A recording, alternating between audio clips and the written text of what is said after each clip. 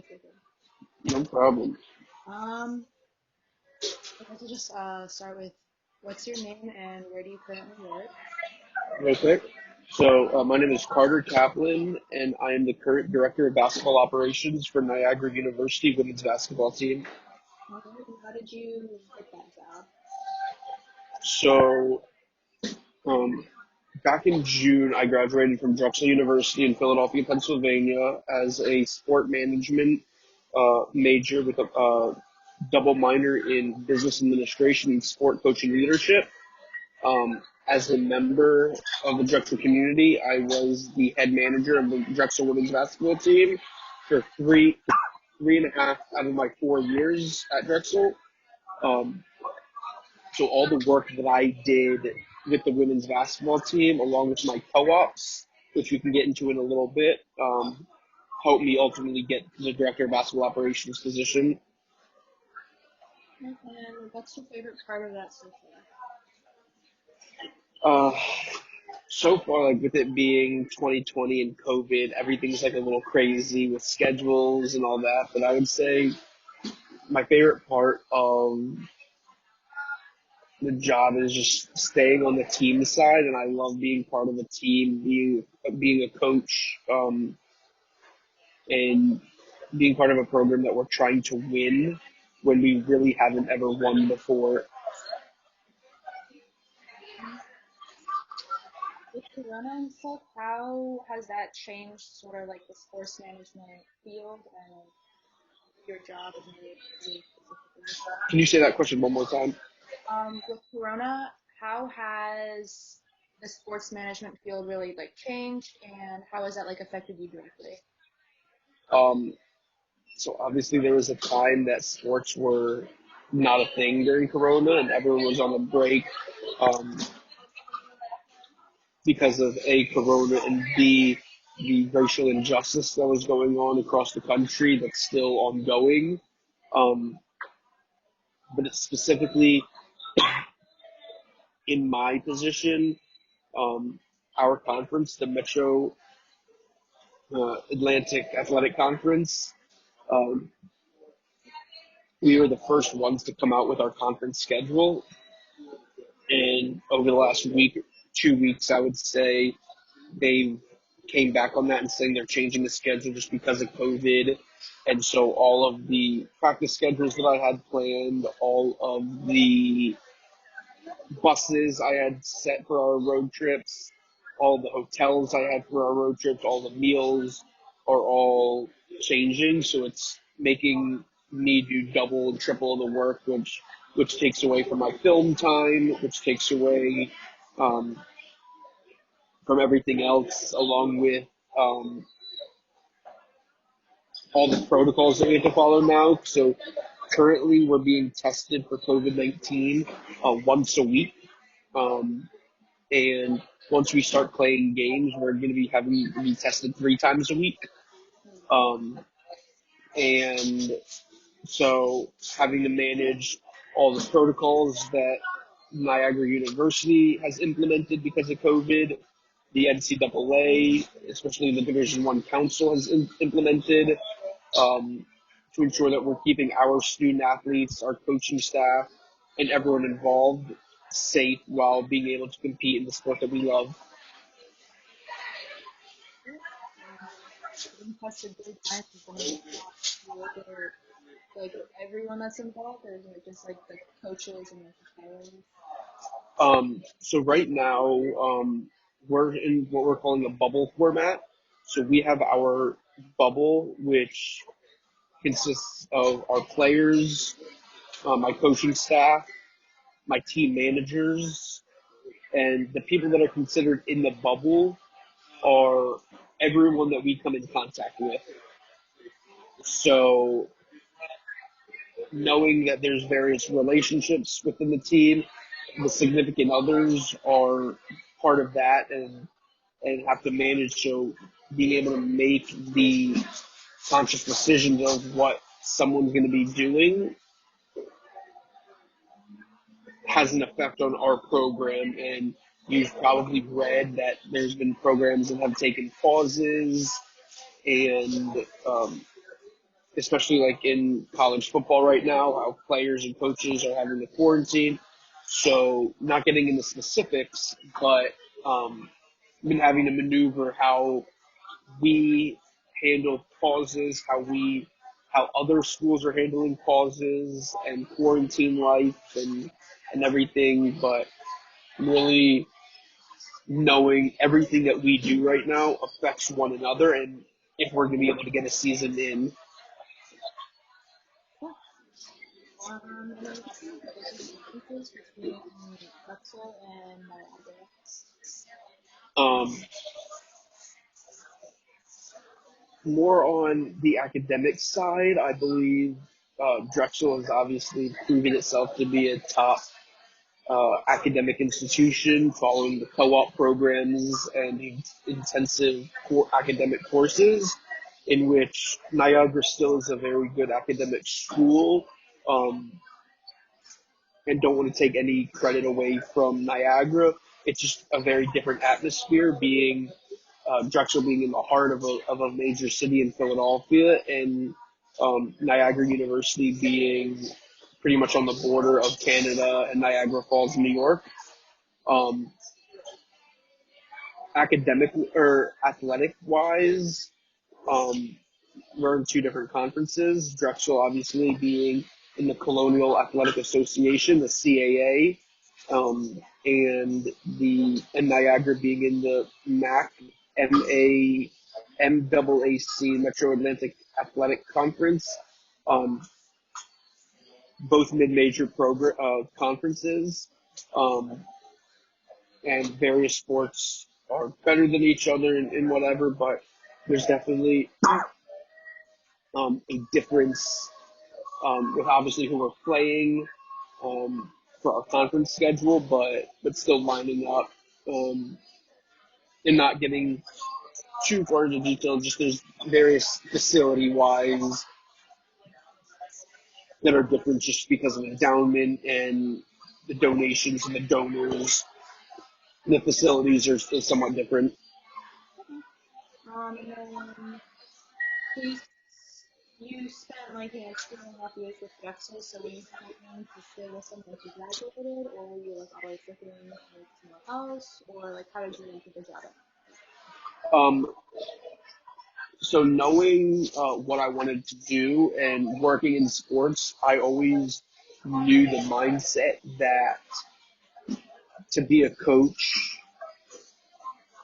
you definitely have to be willing to move and relocate. And I really was open to that, knowing that it would have to happen at some point. Would I have liked to stay with Drexel, would say the Philadelphia area? Yes, I have my significant other still in that area. Um, but knowing, and there was some coaching changes with both Drexel University and Villanova University, which I also worked at years previous. Um, but there was not an opening for my position. And what I was really looking to do um, when those coaching changes happened. And because of COVID, there was a lot less movement than in typical years, so to speak. Um, so I've unofficially applied to a few jobs, and then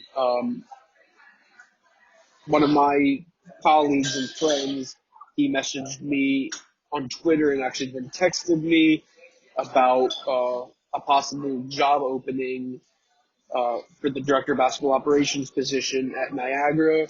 Um, and through my friend, through another person, 2 days later, my resume got put on the head coach's desk. And then 2 days after that, I got a call from the head coach, who is actually from Philadelphia, who's good friends with the Drexel and Villanova coaches. So had already reached out to them asking about my credentials, what I'm good at. And then later that day, got a call from the coach, had my first round interview. Later that day, had my second round interview the following day. Um, and then things went up from there and got offered the position on a Saturday, and then moved, got all my stuff and moved a week later. Okay. It's pretty wild. That's so cool. Yes. Yeah. So what did you want to go into sports management as like a field, like a degree and a career? Um, so ultimately, being able to work with the Drexel women's basketball team really solidified me wanting to stay in college sports, and knowing that I really fell in love with the team side, that I know for thinking about my 5 or 10 year plan that I want to stay on the team side while I get my master's degree. So being able to work at a university after like a 1 year working period, you'd be able to get your master's degree pretty much paid for free if you're an employee of the university. So while I get my master's degree, wanting to stay on the team side, and then um, see what's next in lines, because obviously I love the team side. I love the traveling aspect. This year is going to be very different than a normal season just because of COVID-19. But knew that I needed to get a business background as well. So that's why I got my business administration minor and a sport coaching leadership minor to be able to round out my overall abilities. And then, what advice would you have to anyone who's like thinking of getting their degree in sports management or is currently getting their degree?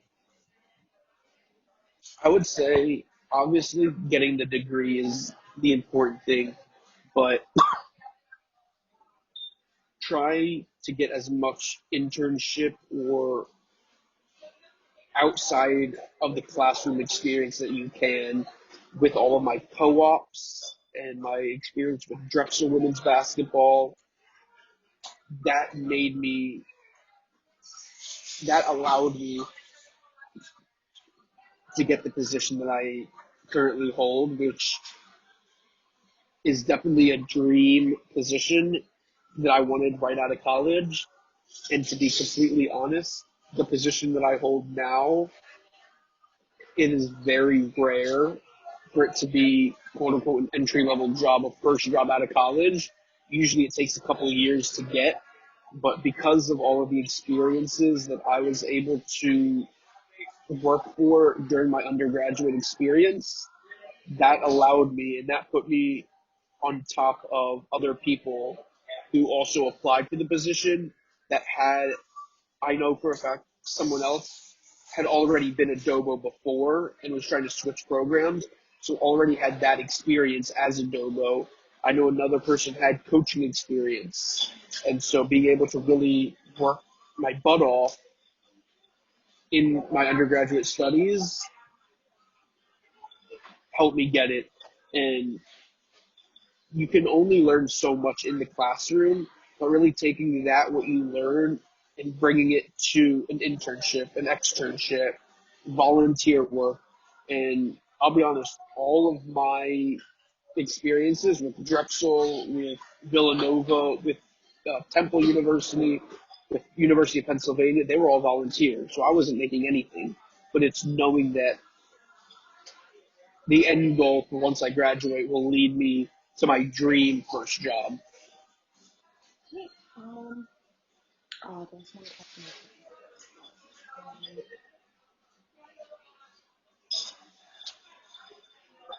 So what's one thing that really like surprised you once you like started studying sports management? Like about like the career, like the field, or like anything. Um,